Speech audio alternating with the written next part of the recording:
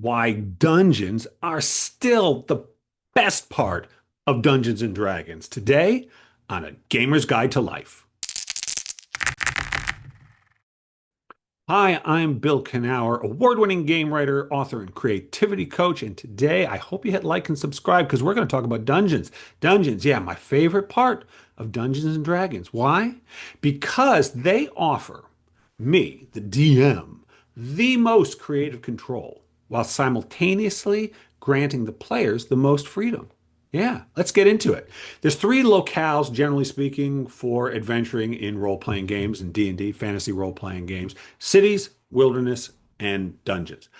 I'm going to admit, after 50 years of doing this, uh, I really haven't cracked the code on the city, and I think it's because I just am not that interested in them as a locale. Other people are, that's fine, but for me, in general, except with a few exceptions of some kind of cool stuff I did, I want my players outside in the wilderness, away from civilization.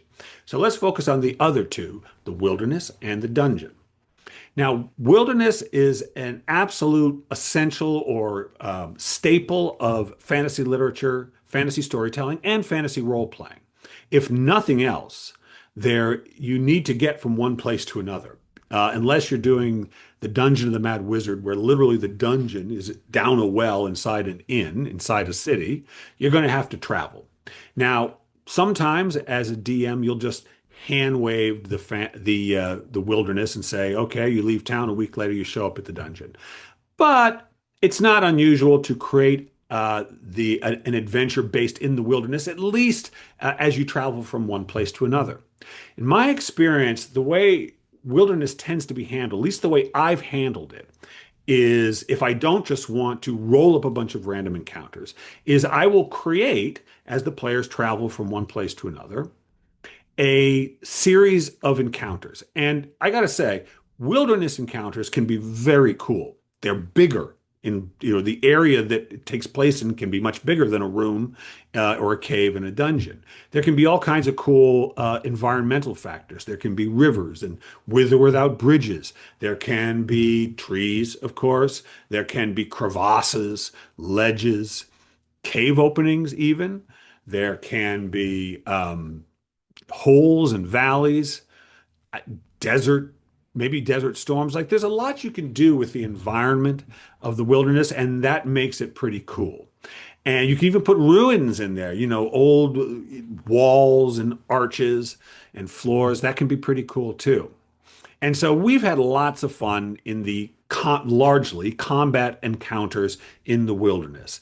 And, usually three or four of those spaced out between, say, town and dungeon is enough for at least a night's adventure, or at least enough to consume. Well, in 5e, it's for sure enough. But even in the faster combat systems like Shadow Dark or Dragonbane, it will occupy at least half the night. And that's fine. My players have had a lot of fun doing it. I've had a lot of fun doing it. And you can also throw in random encounters. Maybe there's one at night, maybe as they travel along. And all that's well and good. But there's a couple parts of there's two aspects of it that I don't like as much as dungeons. And the first is, except for the random encounters, the players and yes, the characters are going from point A to point B. So they're heading in one direction. But really the encounters they have, the players have no choice really, unless I do something particularly creative, which I tend not to do, I guess. They don't tend to have choices on what they encounter between point A and point B. I've set these things up and designed them, and they're like like giant rooms in a dungeon, really. And on some level, the players know that. They know they're just being handed or fed one encounter after another, plus maybe random encounters. But really, random encounters, unless I do something role play like that I can fit into the adventure, are just combats. And combats, by the way, combats are great and they keep the game, and and a random encounter combat can be really exciting. And maybe there's some role playing involved. But that tends to be what my experience of wilderness encounters are. And again, they're fun, they're okay, but the players don't have any choices to make really between leaving the town and arriving at the dungeon, by and large. And there are some things you can do, which I'll get to in another uh, adventure or another episode. But generally speaking, that's what you do. And part of the reason it's that way, part of the reason they don't have as many choices is because I can't design every meter of the wilderness between home and dungeon. I don't know how to deal with the wilderness, which if they were actually traveling through it, every mile would be challenging and interesting, dangerous potentially. They wouldn't know that there was nothing coming their way. They don't, in real life, you don't have a dungeon master say, okay, here's a map, everybody roll initiative. Now they know something's happening. Up until then, the wilderness, this is really just scenery going by on the train. And it has to be that way. I can't design it all. I can describe it, but I can't design it. I don't have time. It's too much to do. But I can do the set pieces, and that's okay. It's okay. But then we come to the dungeon. Then we come to the dungeon. And I want to go back again to the very first dungeon I ever entered as a 12-year-old boy, which I described in the first episode of this series. Again, this was in the absolute dawn of the game. I was 12 years old. It's 1977. My father drew up this dungeon. It took him 15 minutes to do it. We go down the steps, which are in the north. We come down to the south, and we enter this room with three doors, one in the middle of the east, west, and south wall. And so we came down and he said, "What are you going to do?" This is the moment where Dungeons and Dragons, in my mind, is really born. "What are you going to do?" says the dungeon master. He doesn't know what we're going to do, but he has designed what lies behind each door. He knows what's behind each door. He knows what's in that room that we enter. I remember there was a in the DM guide the of AD&D there was a there was a little they give you a dungeon, a sample dungeon, and they do some descriptions both of what's in the rooms, the initial rooms, like the first two or three rooms, as well as how the game is played out. So they give an example of play. And famously, in that first room, there are some cobwebs overhead, and there are spiders in it. And so this is the very first room, and the players have to deal with spiders that come dropping down on them, which I thought was a great introduction to a dungeon. So there we are in a similar situation. We come down. So again, my father has designed that room. He knows what's in that first room. He knows what's behind every door. So he has creative control. He has thought about every corridor. Maybe the corridor is just a corridor, but maybe there's a trap. Maybe there isn't. Maybe there's a secret door. Maybe there isn't.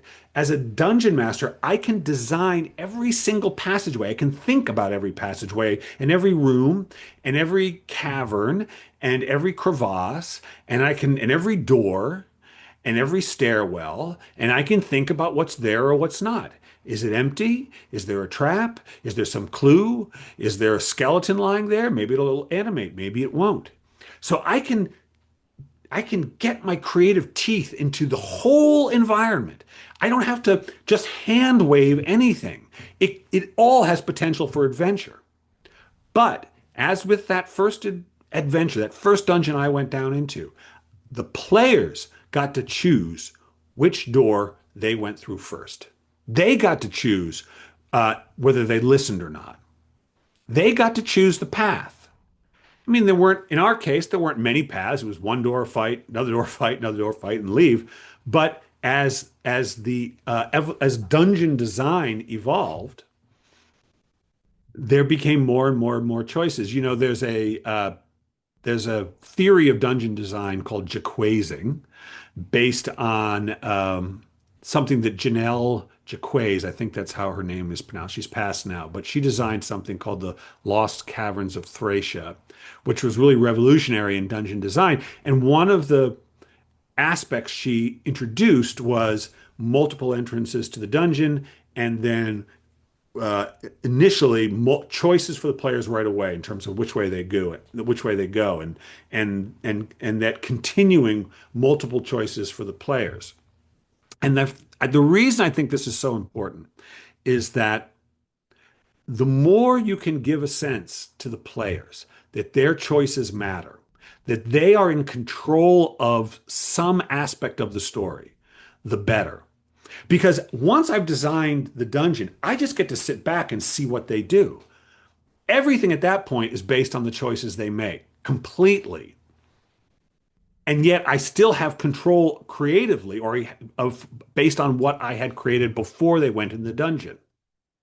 And the reason it's so important for players, I think, for players to understand they have a lot of they have creative control over what happens once they enter the dungeon, is that the worst thing a person can think, and this is called a gamer's guide to life. There's always an overlap to life. The worst thing a person can think is that their choices don't matter. That is that is the death to creativity. There is nothing that will depress you more. There is nothing that will make you ask that horrible question, what's the point? More than the idea that your choices don't matter. And I think we all have had to struggle with that in our lives at some point or another. I have. And I'm a creative guy. I'm always creating stuff. Yet when I at my darkest moments, and I have them, that's the thought I have. Doesn't matter. Nothing I do matters. The result's all the same. Speaking of Dungeons and Dragons, you can feel like your life is just guided by some indifferent cosmetic roulette wheel spinning and spinning and spinning. It doesn't matter what you do. It doesn't matter what you say. It doesn't matter what you think. Well, that, like I've said before in this on this series, you're still a person when you come to the table. Yeah, you're playing a game, but you bring your whole life with you. And we've all had to struggle with the thought that what we do doesn't matter. I don't want that reiterated at the game table. I want them to feel how much their choices matter. I want my players to understand that this game is theirs in a lot of ways. I want them to care about the choices they make. I do not want them thinking, well, it doesn't matter. We're just going to have a level appropriate encounter behind that door, kick it down. No, no. No, I want them to know. I don't want them to think we can't go there because Bill hasn't designed it. They're in a dungeon. They know they can go anywhere in the dungeon. The whole dungeon is open because I've designed it all. And when they feel the power of their own choices, now they're invested. Now they're really having fun. And they remember, maybe on some level, that their choices matter. Or they remember what it feels like to have their choices matter. And there's nothing more important for a person than to know that what they choose to do and say and think matters. Because it does. Because you know what? What else you got? What else you got but what you do, say, and think? Nothing. I'll tell you, that's something I've learned as a writer. I can't control anything, but I can control what I think. I can control what I say. I can control the words I put on the page. That's about it, but that's enough. That's enough. So in this way, dungeons, these weird little obstacle courses, some realistic, some not so much, that we create can help remind us all that our choices, they matter. So pay attention to them. Care about them. Yeah, that's right. Hey, thanks for tuning in. Again, hit like and subscribe. And you know what? If you've got ideas, maybe you've got ideas about how to run a city. Put it in the comments. I'd be happy to hear about it. Or how to run a wilderness. I actually have some ideas on that, which I'll share with you later on. But if you have ideas for that, put them in the comments. I'd love to hear from you. So until next time, again, this is Bill Knauer. Keep rolling dice. Keep having fun.